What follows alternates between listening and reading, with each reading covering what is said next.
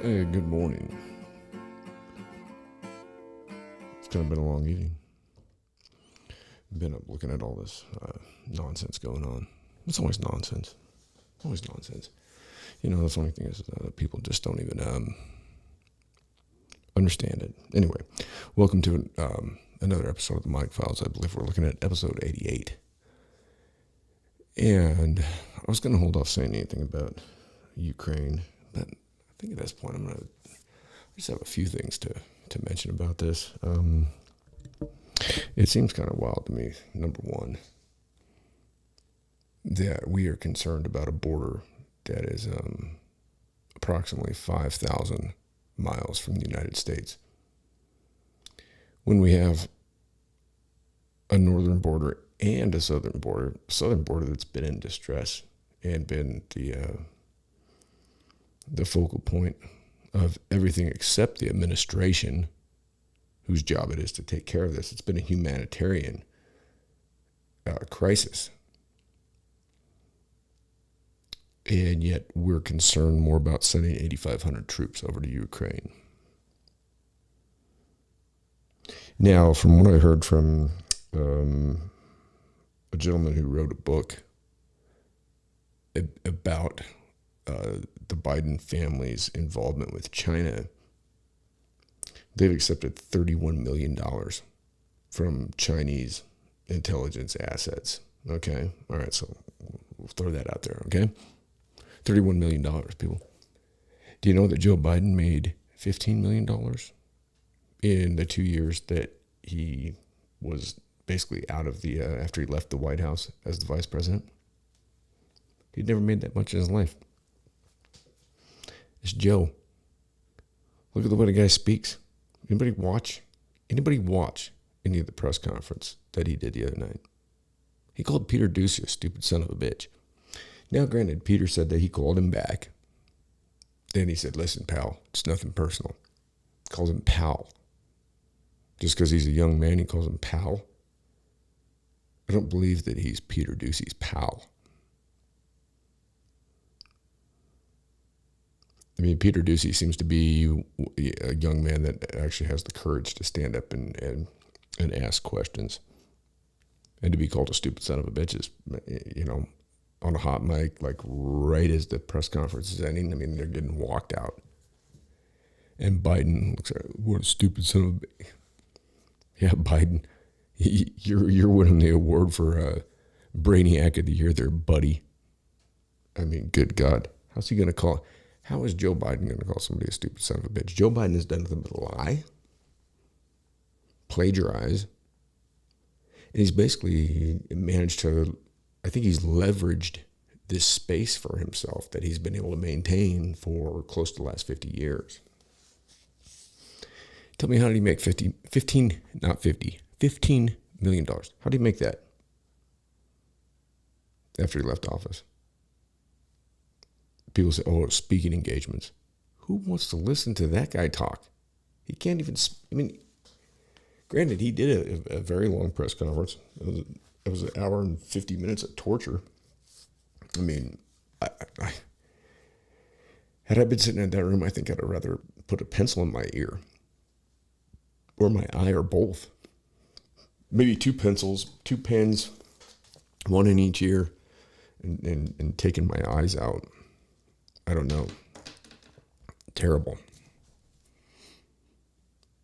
And listening to the thing, I mean, he just mumbled and babbled and had no answers for anything. It was absolutely horrendous. But, you know, you watch CNN and MSNBC, and they'll talk, oh, God, it's just a great deal, you know? I mean, what's the guy done? The guy's done nothing. And here's the thing. Politicians are going to do nothing. They're going to get us involved in another war 5,000 miles away. For what? And here's my issue with it. And this should be, I mean, in my opinion, correct me if I'm wrong. I think the biggest issue that we have in this country right now is homelessness. Okay? Homelessness and inflation. And it's not this COVID shit. Certainly it's an issue. It's not number one. When we have this many people on the fucking streets with no home, with no place to maintain hygiene, with nobody to look out for them. Now, what do you think? How do you think that goes in a homeless encampment per se? You know what happened in LA when they moved the bathrooms in to try and have facilities for the people? The gangs took them over and started making the homeless pay to use them. So the taxpayers put out money for these facilities. The gangs came in, took them over, extorted them. Okay? So these people are being extorted again. We're all being extorted. You understand that? Every single one of us. I just filed my taxes. Extortion. Extortion. EXTORTION. It's extortion from you, me, every one of us. Does anybody out there in the general public agree that we should be sending 8,500 troops to the Ukraine? Anybody? When we have how many, we've got so many homeless people out there. These are United States citizens. We have a catastrophe going on the border. On the northern border now, we have truck drivers who cannot deliver goods to or from Canada. Okay, so now, guess what's going to happen to our supply chain now? Not only are we not getting anything coming from the West Coast, we're not getting anything coming in from the North, going out to the North. This shuts down exports from the United States, and this shuts down imports. Now, I'm a carpenter. I deal with, I deal with lumber products, okay? If we don't have a supply chain coming from the North as carpenters, we are already paying a ridiculous amount of money for lumber. A 2x4 stud, the last I bought them, and I haven't for quite some time, but the last time I purchased them, they were upwards of $9 a piece. I'd be willing to bet that they're even more now. What do you think happens when we don't have anything coming across from Canada anymore? That's where our lumber comes from. And because of these vaccine mandates, because you're all so stupid that you think this is okay, you think that it's all right for this president to go against the the U.S. Supreme Court, who has mandated that these fucking things are unconstitutional, but yet he still tells companies, keep on doing it. It's not about the vaccine. It's been shown. Science shows this. You can have your dual jab and then your follow-up jab, your booster, and still get the shit. My co-host, who has not been on the show since returning from Mexico City, has not been able to come here because his wife has COVID, and she's been double vaccinated and had the booster. Okay? So this whole bullshit about it's a pandemic of the unvaccinated is garbage. Okay? And I might pull up John Campbell here. I don't know if nobody probably even knows who John Campbell is, because nobody pays attention to any of this shit. Y'all just pay attention to what the fucking bullshit is that they feed you. And it's fucking garbage. It's political theater. It's fucking crap. It's absolute garbage. And if you're listening to me, I would implore you to check out Dr. John Campbell. Okay, he's got a website. He's from Great Britain, and what he does is basically he breaks down the numbers, and he's using CDC numbers. He's not just manufacturing numbers, just like I don't manufacture numbers. I don't ever try and manufacture numbers. If I do say anything that I'm not completely certain about, I always make sure and denote that perhaps I'm incorrect, and I usually try and look it up when I cite numbers at the time. We've got he's talking about you have to take the time to check this guy out. I mean, it's not necessarily, It's not easy. And like he said, too, it's very difficult. I mean, I don't know if anybody's ever got on the CDC websites, but they're very difficult to decipher. They certainly take me some time to get through. What's my camera out of focus? I think it looks like dog shit. Sorry, folks. Let's see if I can get that thing dialed in a little bit better. Yeah, man. Maybe, maybe not. Might have to go back to the old dealio. Let's see if we can add one here. Let's just do this. Anyway, he breaks it all down and goes through the numbers. And it's pretty entertaining. Well, let's try this. Let's go with this. Let's see if this works out any better. How's that? How's that? Are we looking better? Maybe. That's a little better. A little better focus. Anyway. Go Big Blue. Anyway, John Campbell. I'm going to bring him up on top. I'm going to have to reconfigure all this shit here because I just made a big time screw up. Sorry. Shit happens. Let's see what we got here.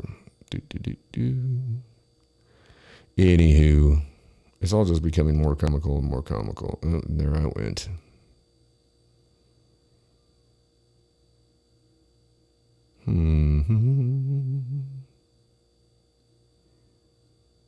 All right, and I'm back. Just like that. All right, we'll just leave it like that.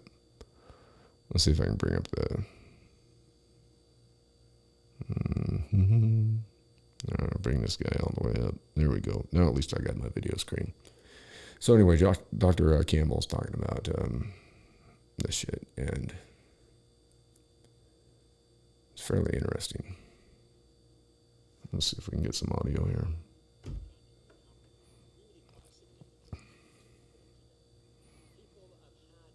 If you have the time to listen to this man, it's well worth it.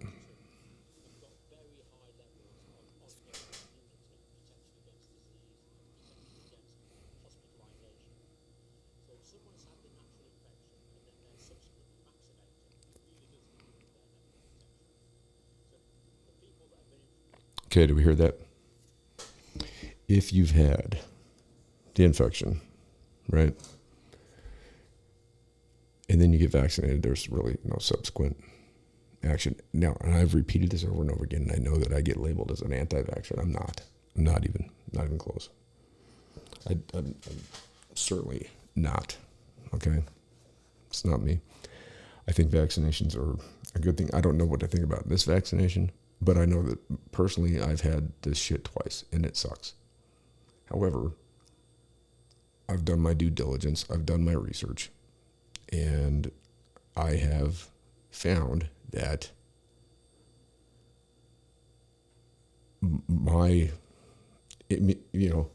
immunization that you get from having this is actually, now if you've not had it and you've not been infected with it, then you're the numbers, the chances of being infected are way up, and that's what he talks about. But if you've had it without the vaccination, your chances of acquiring or getting it again are lower than those who have had the vaccine. These are CDC percentages and numbers, as you'll see here. I'm going to keep playing this. And you'll see that I'm not telling lies. This is from the CDC. This is not me just fabricating shit.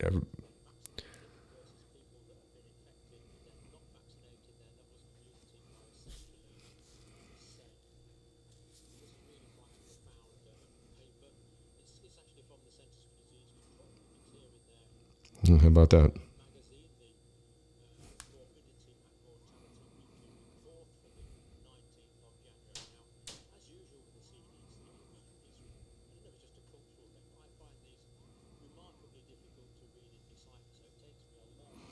And they are difficult.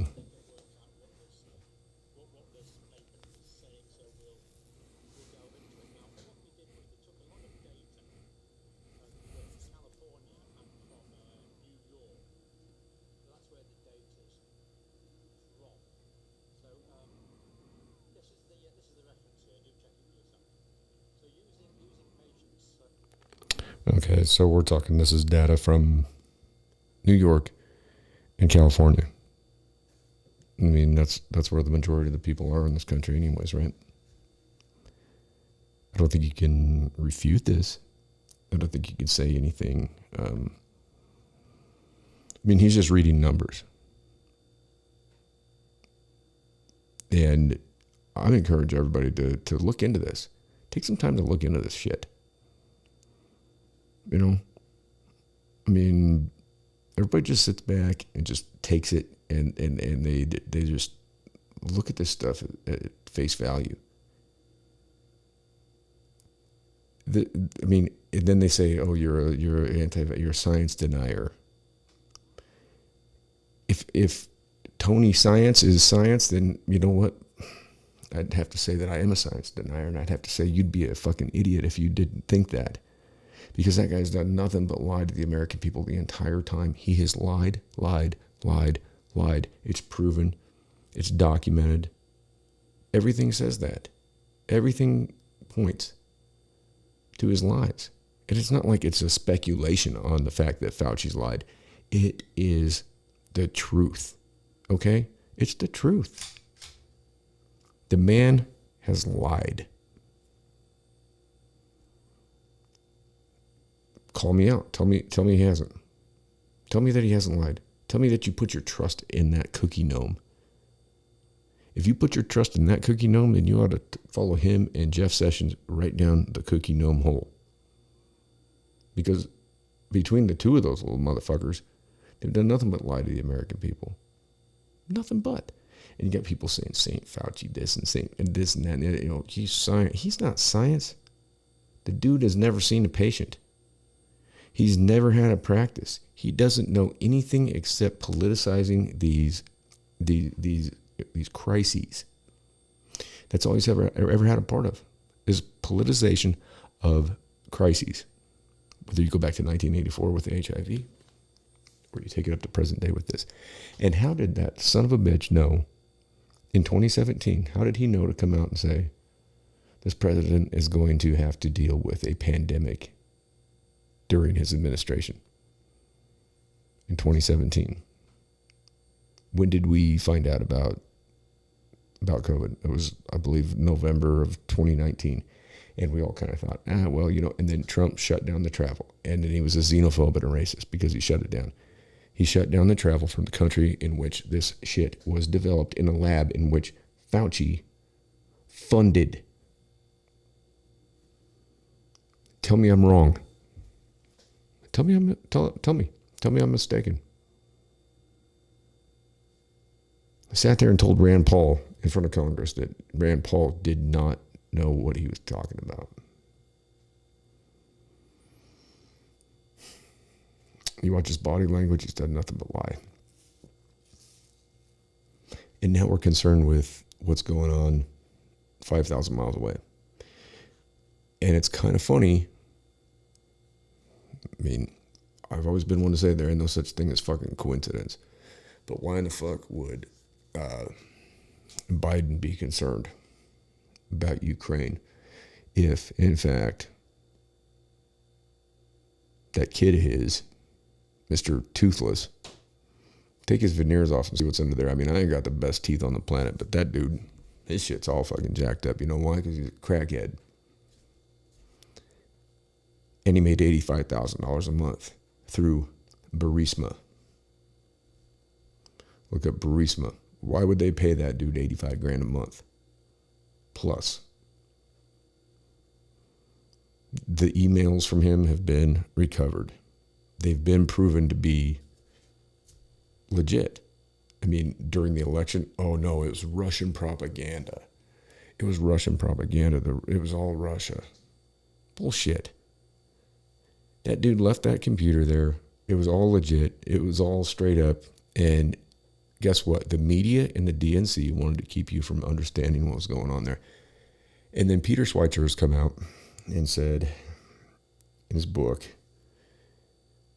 that the Biden family has taken $31 million from Chinese intelligence. Add that to the $15 million. Who knows how he cooked the books? He cooked the book somehow. Because look where these people live. These are not public servants, people. None of these people are public servants. They are not. This man right here that I'm playing for you, yeah, let's watch some more of this. This man is a public servant, and he spent his life in servitude towards the public, towards people, and he's just reading numbers. These are not. I mean, look at the address up on the top, HTTPS, which shows it's legit. It's legit. www.cdc.gov. Okay, it's all dated. Look it up. Tell me I'm wrong.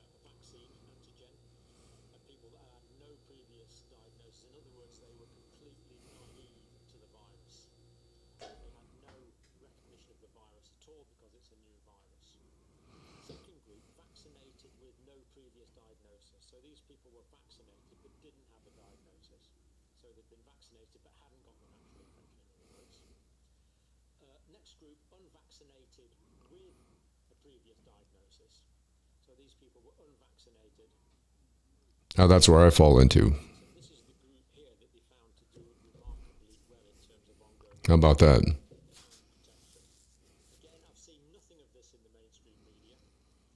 And you won't.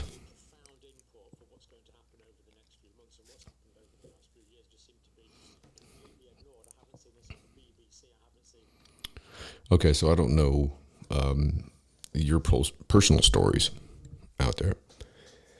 I've been, I got the, whatever they want to call the wild type, the first one. I got that one. I got the Delta variant. That's 2 times. Okay. I'm fine. I've not had the vaccine because I've done my homework. I've looked into it. I mean, all the numbers and what this man is saying right here. And this is a person that I personally feel like I can trust this man because I've been watching him, and what he does, he goes through the numbers. He's not sitting in here putting out personal opinion. He's breaking it down, and he's a man that's been involved in medicine for a lot of years. And he can decipher these numbers. These are CDC documents, okay? So this is, YouTube, shut me down if you want. You said we can't conflict with, medical, whatever, this guy right here. And that's why you don't have him pulled off either. And that's why I'm putting Dr. John Campbell out there. And I might get some copyright infringement. I hope not. I hope this is common, a common use video. I don't care if it is or if it isn't. Demonetize me, whatever. I don't give a shit. I want everybody to know what it is that we're dealing with here. So we're going to continue. I'm going to look at these numbers.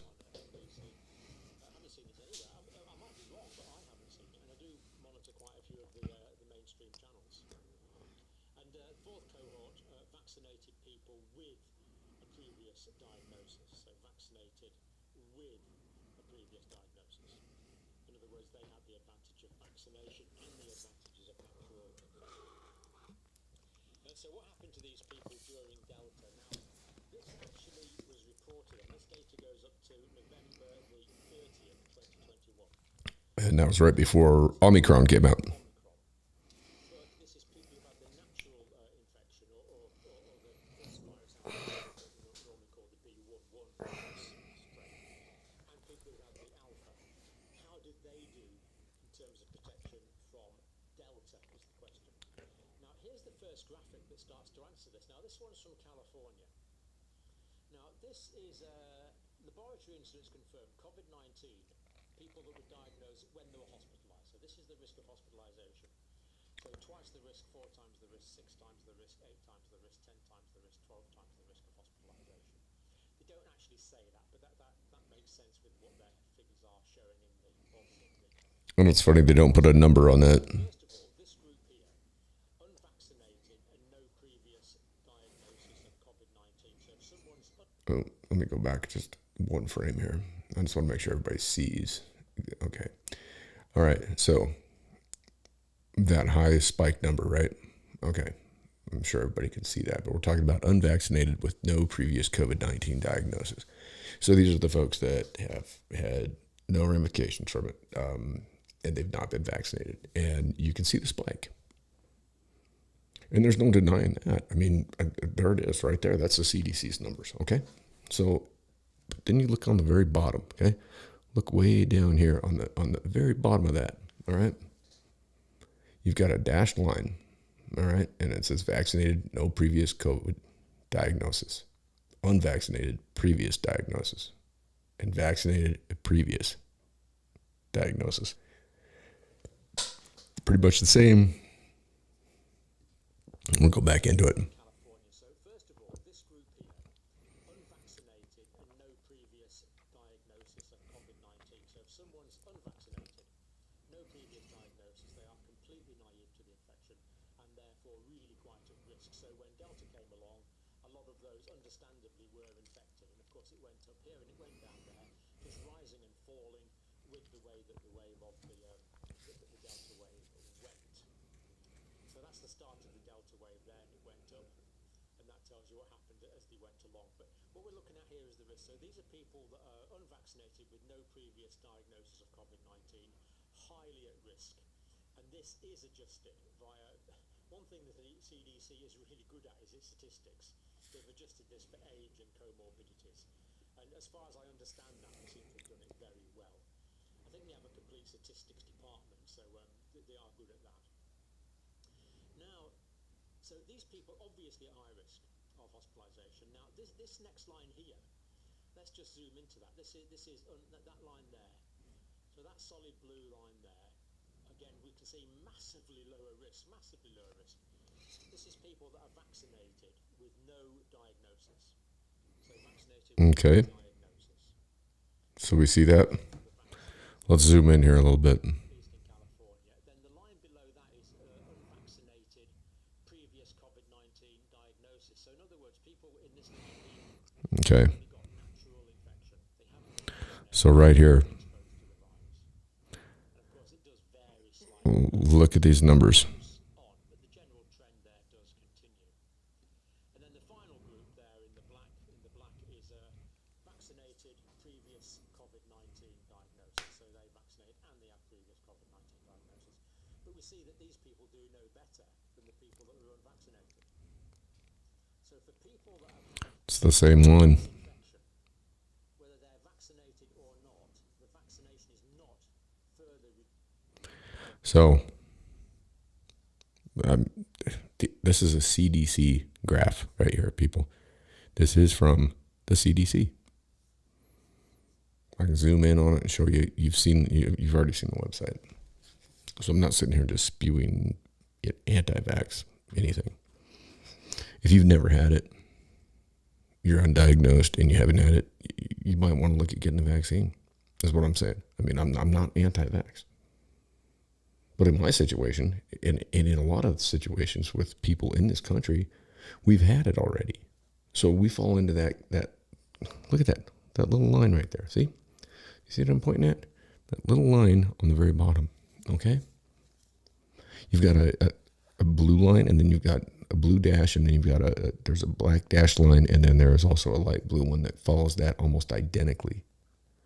And that is people that have had it and had no vaccination. I fall in that category. So I'm not getting vaccinated. And I'm self-employed.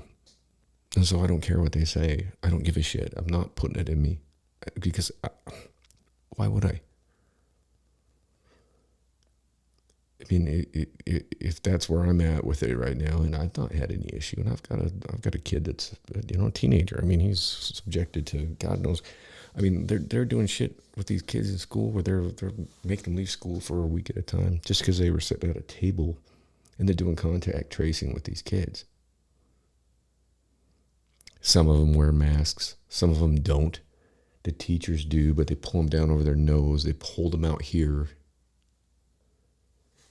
If you've been within if you're within 6 feet of somebody in your classroom that has it, okay, tell me this. All right, it's an airborne deal, right?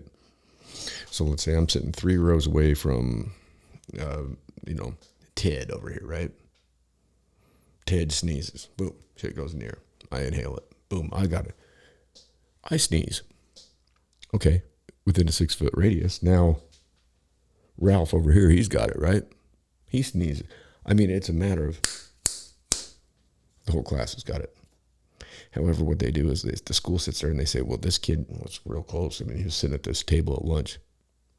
So they make the kid go in quarantine for this time. What does that do to a kid's psyche when you got to go quarantine? What do you think?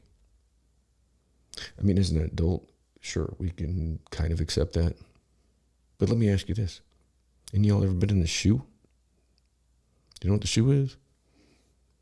And I don't mean to come back to this, but this is an example. When you get quarantined as a kid, I mean, you're basically put into solitary, right?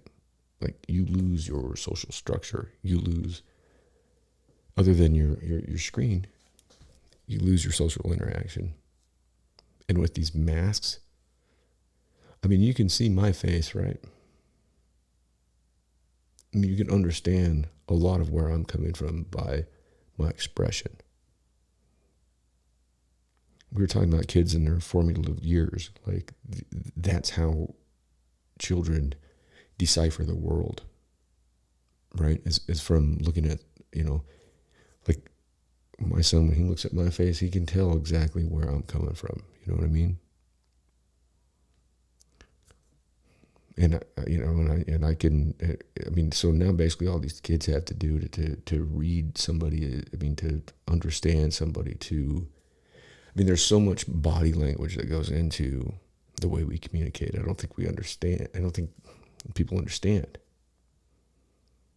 I mean, you can see from my look right now. I mean, I've got, my eyebrows are kind of furrowed. I've got a discerning look on my face. Like, that I mean business. You know that I'm not screwing around. But you can also see in my eyes that I have a lot of concern, right?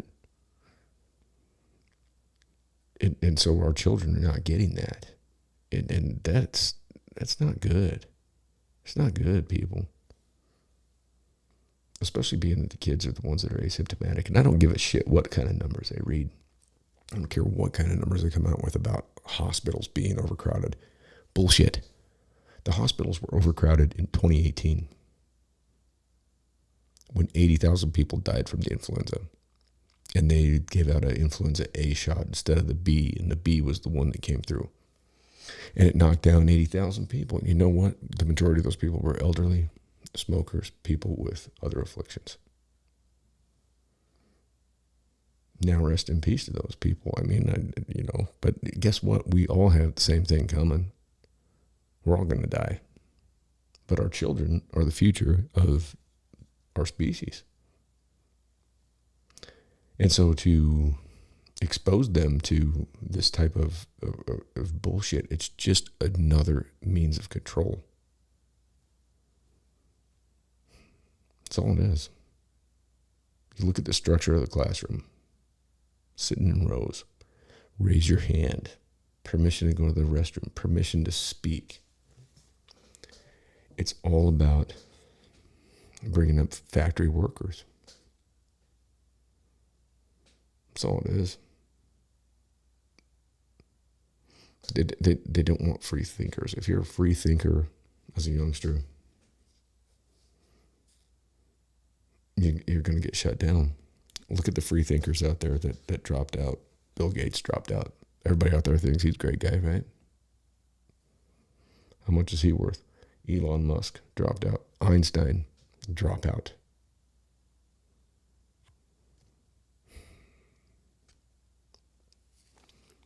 I mean, there's got to be something to be said for that. Because what they want is for the kids to just be average. Punch that clock. Take out your loans. The first thing they do to you when you turn 18 is they put you in a goddamn college and put you, if you have the tenacity to put up with that shit in these universities and go through a 4-year program and get your degree, how much are you in debt? You walk out your parents' house at 18, you walk out that university at 22, 23 years old, and you're in debt 100, 200 grand, depending on where you went to school. That's your starting point. For what? For an education like Goodwill Hunting said that you could get for $1.25 at fucking late charges at the fucking public library?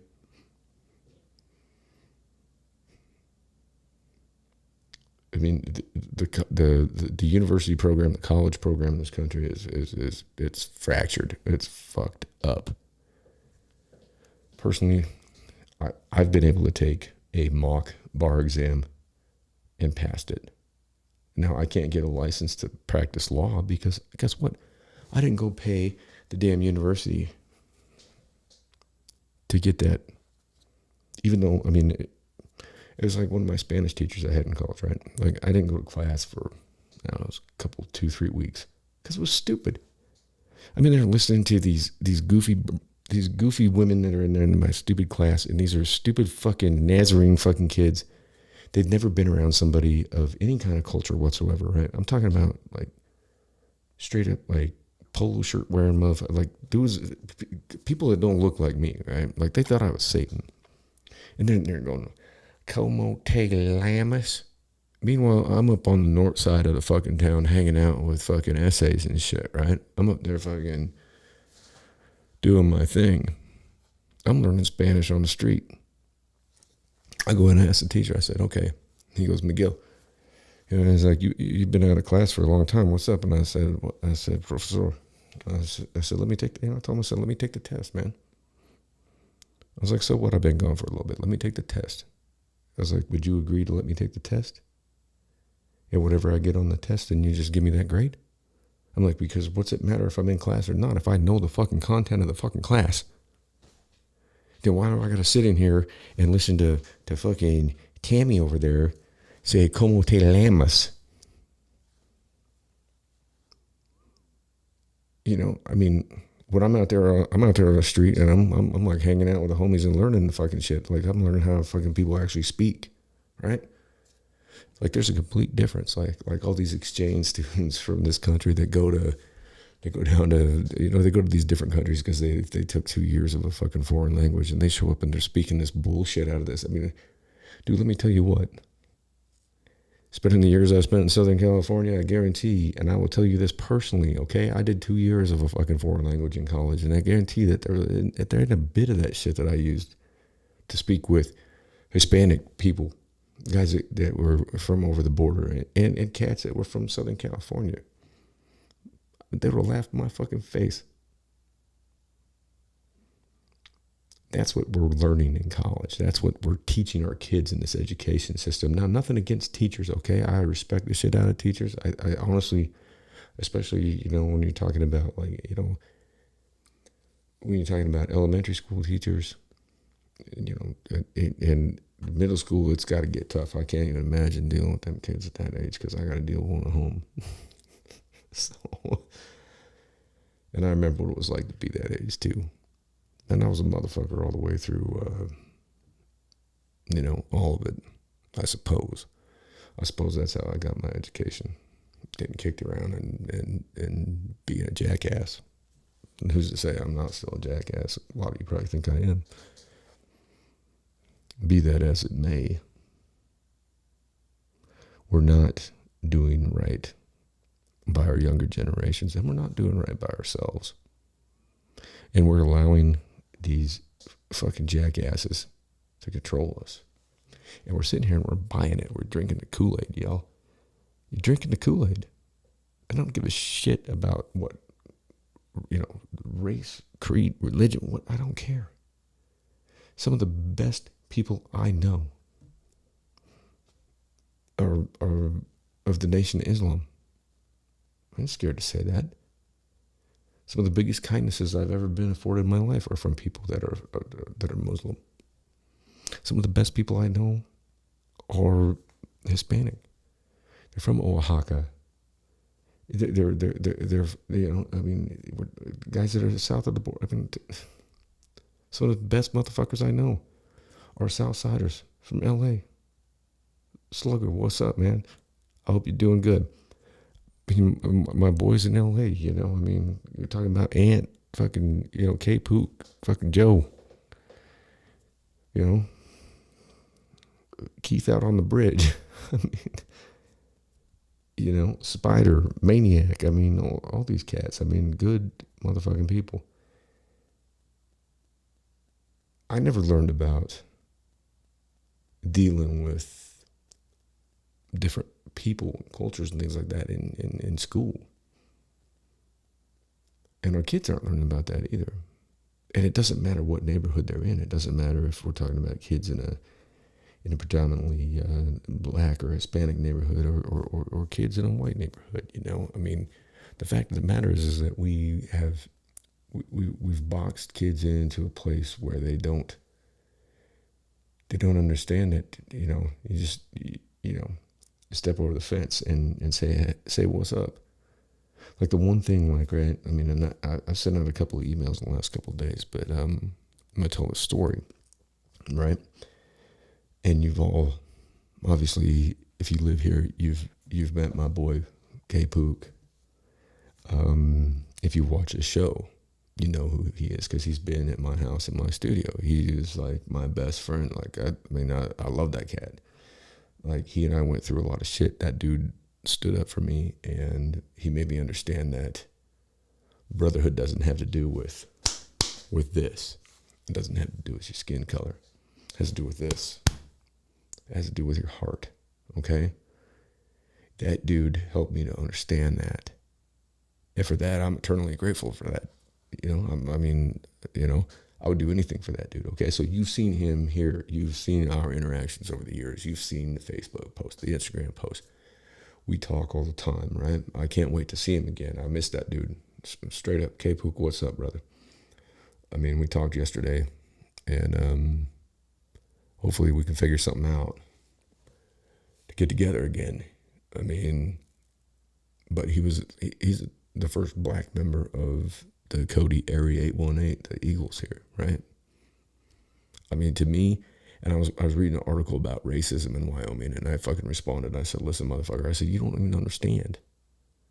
It's like, you want to talk about this? Okay, that's fine. Yes, there are racist people in this state, in this, and in this county, and in this town.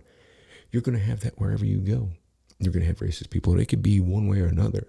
There's not just white racists, okay? Like, and I don't care what you want to say, but that's not the case. There's people that are racist against white people. There's people that are racist against Asians. I mean, look what happened to that poor woman that got kicked in front of a fucking goddamn subway the other day. In the train, in front of the train. There was a 70-year-old nurse in Southern California, and some dude just came out and just beat her ass, and he killed her. 70 years old nurse. The 24-year-old girl that was doing her graduate study at UCLA. Homeless man walks in, stabs her to death, walks out. They still haven't found him. And you can't tell me that's race.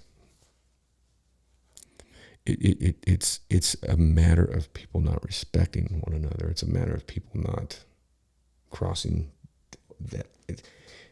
Anyway, back to the story. We get off a plane in Burbank, California, right? My friend Pook had just gotten out. Like, that was one of the best days of my life when he called me and he said, dude, he goes, Obama just granted me clemency. I'm going home. And I was just like, I was almost in tears. I was so happy for him because he got unfairly sentenced. I left before him. I did my best to try and, I sent him the gambling books and I tried to look out for him, man, because he was like, he did more for me than anybody did in there, to tell you the truth. He was the first guy I met when I walked in the door. I didn't have a fucking mattress. I'm sitting there. I'm like, I'm in federal prison. I don't know what the fuck. I ain't been down. I don't know what's up.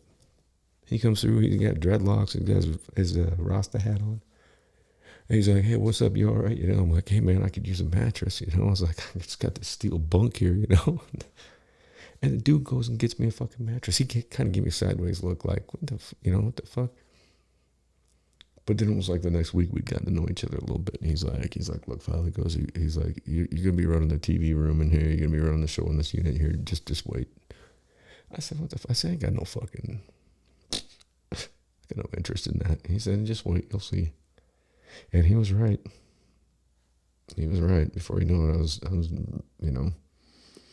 in charge of everything in there, and I didn't want it, and it sucked, and I would not advise that to anybody. Anyhow, just a little background.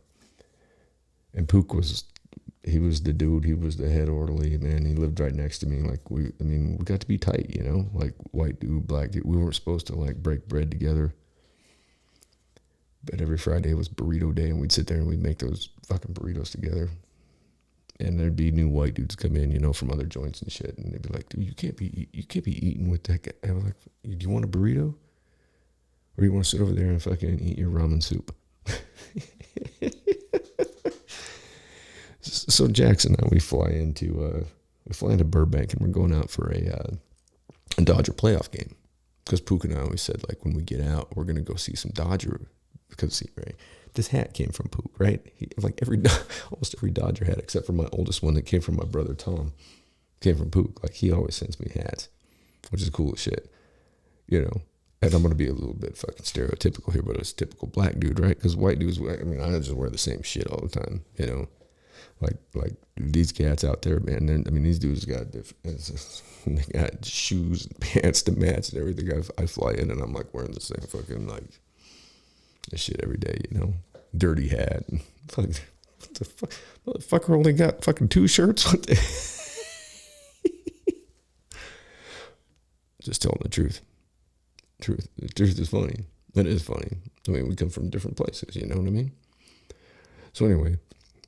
Here's the story, right? So we finally get there, right? We land in Burbank and we get our stuff, and then we're sitting outside, and I tell my son, I said, okay, I said, your Uncle Josh is going to be pulling up. He's like, I got an Uncle Josh? I'm like, yeah. I said, no, so look out for it's going to be a white expedition. I said, it's going to be on big rims, and I said, I'd be betting that there's going to be some loud music coming out of the vehicle. It's probably got 10, I hadn't seen his vehicle. He just got out. So we're sitting there waiting. Lo and behold, here it comes, right? He pulls up, gets out. We give each other a big ass fucking hug, because we hadn't seen each other in so long.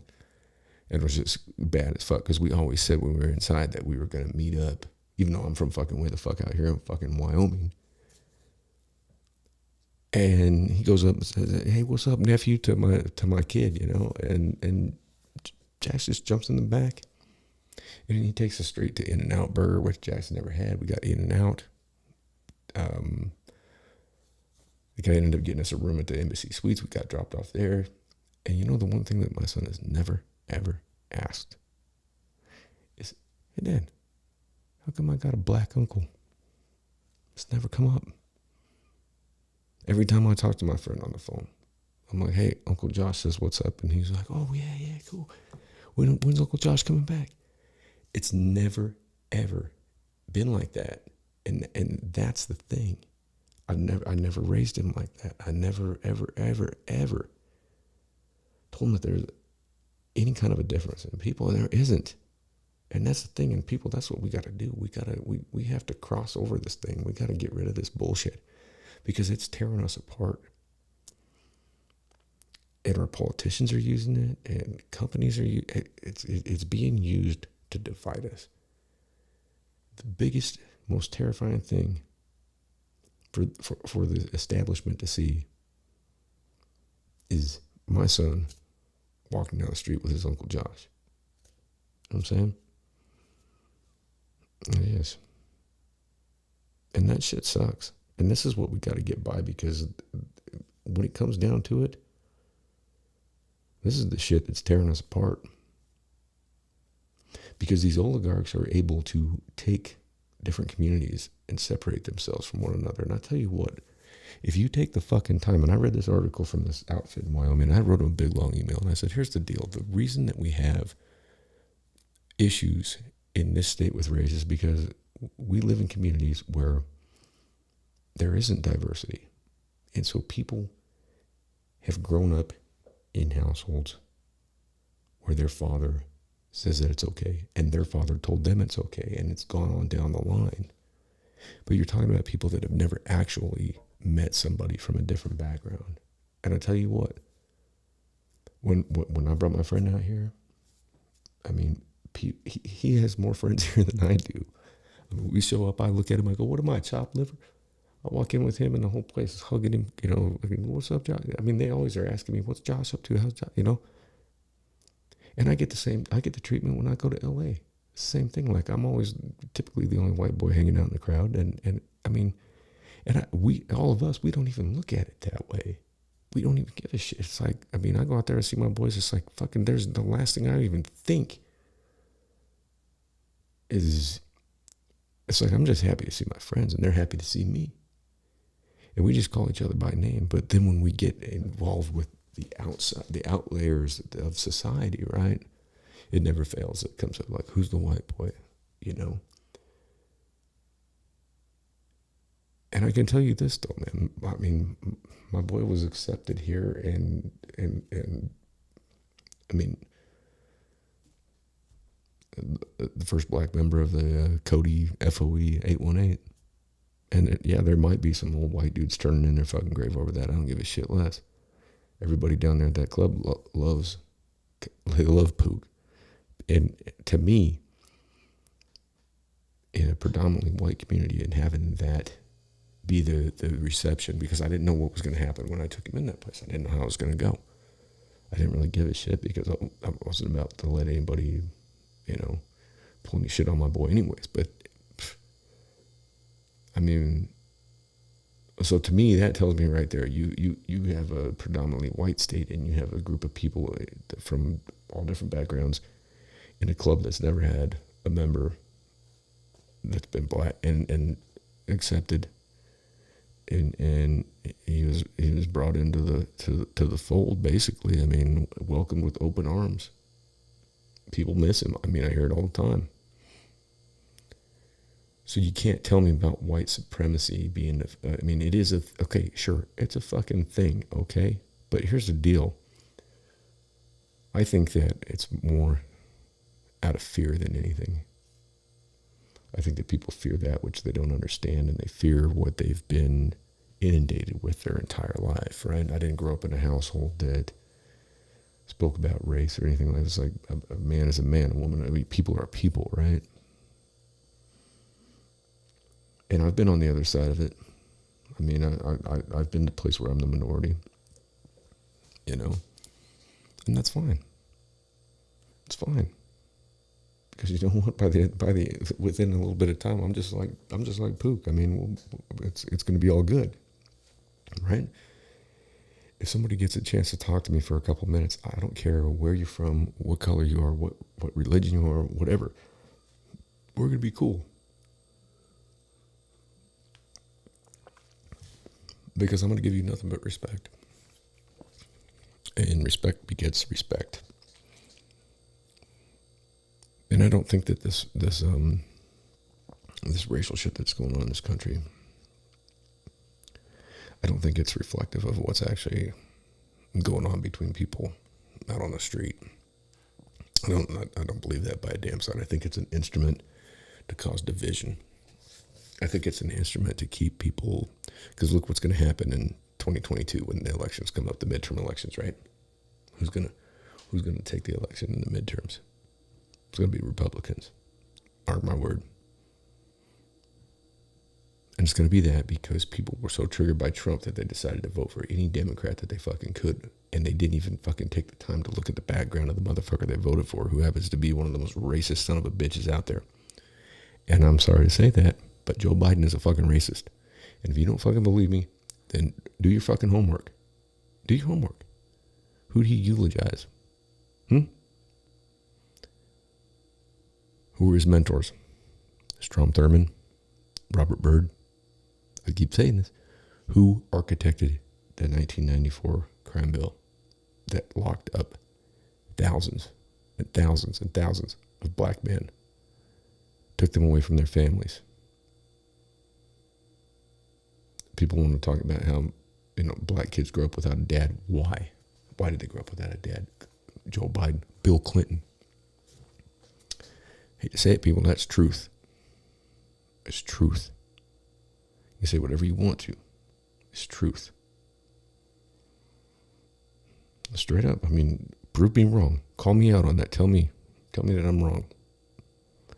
Tell me I'm wrong when Joe Biden came out and said that he didn't want his children going to school in a racial jungle, when they were talking about, desegregating schools, when they were talking about busing. When Kamala Harris called him out as being a racist during the debates. Was she lying? She sure as hell doesn't have any integrity, because she took the nomination for vice president. Which I've already brought that up. I won't bang on that drum anymore. I mean, that right there tells me enough about her, and the fact that she wanted to lock up homeless parents whose children were not showing up at school. What good does that do those kids? And laugh about it. Like, this is my answer. Like, kids who are truant from school that are homeless. Look at what's going on and where she came from. Where she was, the attorney general, or whatever the fuck. I mean, she laughed. I mean, sit there and did that maniacal laugh about locking up homeless parents. You don't think they got enough problems? You're living in a tent. You don't know where to shower. You don't know how to get your kids cleaned up for school. Kids ain't got fucking clothes. They're probably going to school and getting made fun of. You're trying to figure out where you're going to eat breakfast. And here's the thing. Every single one of us, most of us, I don't have medical insurance. We are all one medical emergency away from being on the street, just like anybody else out there on Skid Row. You know what I'm saying? What's that say? You know how much it costs if you sprain your ankle and you think your foot might be broken? You got to go to the emergency room and maybe get an air cast and an x-ray. It's going to be about $1,500. You have a heart attack, cardiac arrest, fallout, and you got to get in an ambulance, and they got to take you from where I live up to Billings, Montana, 90 miles away. It's going to break you. It's going to break you. These are problems that we have to solve. And it all comes from the oligarchy. It comes from the separation, right? We've gone from having, it was a upper class, middle class, lower class. Now, don't get me wrong, there's always been disparity in this country, because even though, slaves were freed, those folks have never, ever got the same starting line as a person like myself. And I'll be the first to admit it. So anybody out there, I mean, you talk about, get all upset about white privilege, this, that, the other thing. But I can personally tell you that I've seen the difference. Okay? And yeah, there are poor white people, and there are, but you know what? I mean, it's like and I'm not talking about equality of outcome. I'm talking about equality of opportunity. And I don't know how we get to that point. I think it's when we get to the point where we stop talking about this fucking racial shit. It's when we quit mentioning these things. It's like when I talk about my boy. See, in context, when we tell our story, when my friend Pook and I tell our story, it inevitably comes up because it's such an odd friendship. Like, I should have never known him, right? Like, we shouldn't be friends. So we have to give the context of how a guy like me and a guy like him became like best friends, you know what I mean? Which sucks. And before he visited the first time, I didn't tell anybody that I knew. I just said, hey, my friend Josh was flying in, and I'll be bringing him by. And I didn't tell anybody that. I didn't say, hey, this, my black brother. I mean, I don't look at him like that. That's my boy Pook. That's it, And I mean, he looks at me the same way, but it's unfortunate that and I've told him this, and we've had the conversation that when we speak with other people, we have to define, that's how that's the definitive thing that, it's like, how come? So somewhere along the way, we got to get to the point where we aren't looking at shit like that. And I've always said that to him too, and he'll vouch for that. It's like when we just call each other by our names, which is what he and I do in our conversations. There's nothing, okay, there's never anything that comes up. I mean, sometimes we do talk about racial topics because, I mean, we both see the issues and the problems. But until as a society we drop it, and I think Morgan Freeman said it when he was asked that question. He said, until we stop talking about it, maybe that's what I need to do, not talk about it. But I feel like with my experience that I do have a place to speak on this, and I feel like that my friends have a place to speak on this, having met me, and I think that we have a space that we can occupy where we can help to alleviate this bullshit, because it needs to stop. And once that stops, guess what? There's a lot of this shit that's going to end. There's a lot of these disparities that are going to end, and I mean, it needs to happen in our criminal justice system. It needs to happen on the streets. It needs to happen amongst people. It needs to just, it needs to go away. I just want to be a part of the solution. I don't want you all to as well, because I believe there is a solution out there. Now, I can't put my finger right on it because there's a lot of things that are going to there's a lot of uncomfortable conversations that are going to have to take place. And unfortunately, with the political correctness and all this, those conversations are very difficult to have. And my friends will vouch for me on this. A lot of those cats out there, I mean, what's up, Boots? What's up, Onion? Ant? Fucking all you cats out there that, we used to sit in the back of the unit and have conversations and laugh at each other and come up with the most stereotypical shit we could say about each other and laugh. But then we'd show each other pictures of our kids and be like, man, I can't wait to get home and just be with my kids and, get back to life. And you'd sit there and you'd realize that, hey, man, these cats everybody's the same. We're all the same. We're all just trying to get back to life and do right. And I think that a lot of this shit, that's what it comes down to. And in this country, we need to worry about that. We need to worry about what's going on here at home, not this nonsense overseas. Because what that all has to do with is money. And that's the bottom line, is what it has to do with. Everything that runs this fucking country has to do with that right here. It's money. It doesn't mean shit. It means nothing. It's garbage. It's bullshit. It's paper, and it's fabricated, and it's fiat currency, and it's nonsense. And I'm not going to get into all that right now, but really, you look at it, and every single disparity in this country and in the world, it breaks down to financial status of different people. And I'm not going to really accept that anymore. There's enough for all of us. There's enough resources out there for everybody. And there's enough for us to all do what we want to do. It's not a matter of everybody's going to live in a cookie cutter home. It's like everybody can have what they need. People can pursue what they want to do. People can travel. People can, say a young person wants to learn photography and they can go down to a library or some kind of a public building and check out a camera and go out and learn how to take photographs and become a great photographer, and then take it back and then get a better camera. And, the next person wants to do this and that. We all have a tendency to want to do different things. We don't all want to do the same thing. But we need that diversity. We need photographers. We need writers. We need scientists. We need mathematicians. We need inventors. We need, technology. We need entrepreneurs.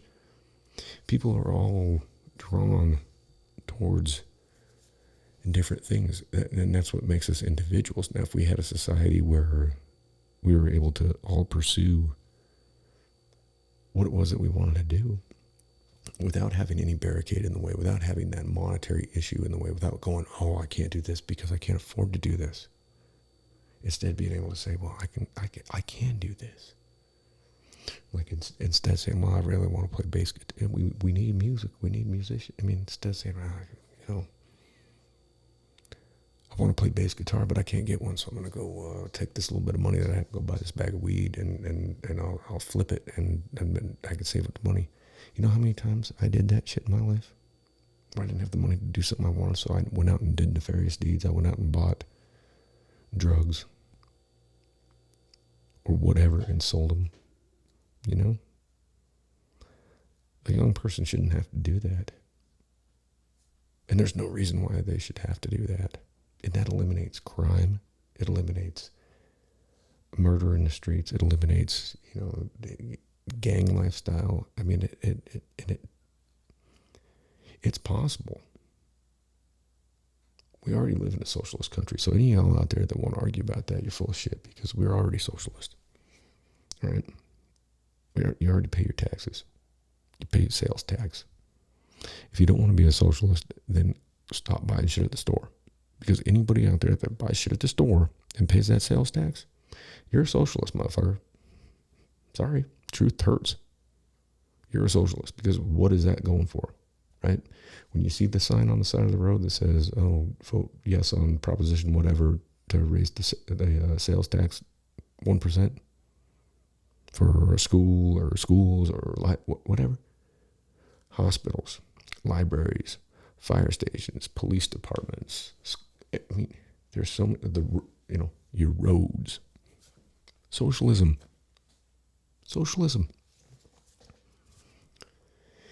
If there is money that's being involuntarily taken from you and put towards public resources, it's socialism. I don't understand what y'all don't understand about that. I mean, listen to these people, goddamn socialists. You're a social. You've been paying income tax, haven't you? Every year, right? April 15th. That's the worst day of the year to most Americans, right? But I pay my taxes. What's that for? Social programs, social buildings, social funding, law enforcement, fire departments, ambulances, hospitals. Yet healthcare seems to be a fucking nightmare because we've managed to let big pharma get in there. And I can pull up some graphics on that if you want to see what big pharma's had to pay out in fines over the last couple of decades, but I'm not going to do that right now. I'm going to save that for another time. It's time to wake up, people. I'm just trying to be a conduit for this shit. I'm just trying to open some minds, make people think. You can get angry at me for what I have to say. I don't care. Get angry at me. At least if you get angry at me, that lets me know that you're interacting with this conversation. And we can have the conversation. Anybody is welcome to come in my studio whenever they want. You ain't even got to knock on the door. Just come on in. Come on in and give a holler. Sit down. I'll make you some pancakes. Whatever. I don't care. I welcome anybody in here that's willing to sit down and have a conversation. Period. It's when we're not willing to have the conversation that we digress. And it's time, it's enough of that. We got to elevate. Right there, that's what that says. You read that? Elevate. And walk on from this system. We got to walk on from it. So, with that note, I'm going to bounce out of this motherfucker. I got shit to do. I got to go find some dinosaur bones or something. It's fixing to get light out here in Wyoming. Here, you see me looking out the window. I'm just waiting for it. So, anyways, there we are for tonight. I guess that was episode 88 of the Mic'd Files. This evening we're going to be going live at 7 p.m. with special guest Mr. Nick Piazza. We're going to be talking a little bit about Ukraine because he's actually an expert on Ukraine. And I'm looking forward to seeing him because he's an old friend, and looking forward to having him in the studio and just having a conversation with the man because he's a good dude. And yeah, it's been a long time. So tune in around 7 o'clock p.m. to the Blank Files. We'll be going live on YouTube and Facebook Live, and I believe it's going to be on Twitter. I'm not sure about LinkedIn, but it'll be out there. So tune in. Listen to Nick and I chop it up. I got to fix my fucking camera today too, so I need to throw it out and go get a new one. Anybody want to kick down? Just kidding. I'm just kidding. I'll get my own camera. Anyway, stay up. Do no harm. I love y'all. Hope everybody's good. If there's anything you need, you know where to find me, or you don't. All right. And we're going to take you out with some, I don't know what, some music. Here we go.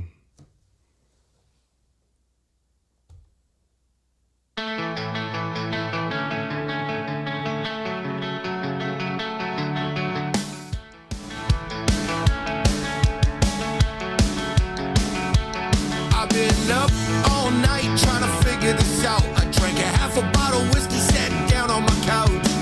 Couldn't believe what they were talking about when someone said they found you dead at your house. And how could this be true? I still needed you. I can't believe that I'll never see you. It must have been so bad I can't begin to even try to explain what you've been through. There's no way out, only a way through. You should have stayed here, I could have saved you. Well, I've been up all night trying to figure this out. I wrote a million different words to let you know how I felt. Nothing really sounds special enough, and they don't have the words to tell how it was when you should have stayed here. I could have saved you. There's no mistake that we couldn't work through. Nobody hates you. They want you safe, dude. You left me all on my own. I can't replace you. There's no way out, only a way through. By the way, it's Mr. Brandon Hart. You should have stayed here. I could have saved you. I've been up all night trying to figure this out. I wrote a million different words to let you know how I felt. You should have stayed here. I could have saved you. I'm sorry, brother. I wish I could have done more. I miss you. I will always love you. You will always hold a space in my heart. This song is for you. To those we've lost this year, rest in peace. Till we meet We again. love you all.